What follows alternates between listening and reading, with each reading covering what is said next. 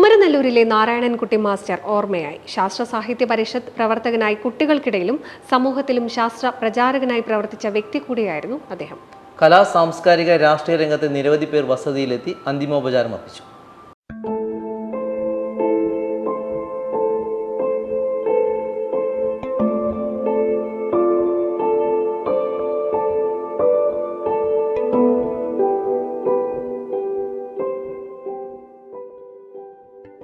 PKNK എന്ന ചുരുക്കപ്പേരിൽ അറിയപ്പെടുന്ന കുമരനെല്ലൂരിന്റെ സ്വന്തം നാരായണൻകുട്ടി മാസ്റ്റർ ഓർമ്മയായി.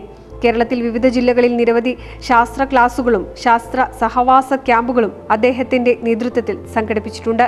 ശാസ്ത്ര സാഹിത്യ പരിഷത്ത്, സാക്ഷരതാ പ്രസ്ഥാനം, ഗ്രന്ഥശാല പ്രസ്ഥാനം, ശാസ്ത്ര പുസ്തക പ്രചരണം, തെരുവ് നാടക പ്രസ്ഥാനങ്ങളിലെല്ലാം നാരായണൻകുട്ടി നേതൃപരമായ പങ്കുവഹിച്ചു.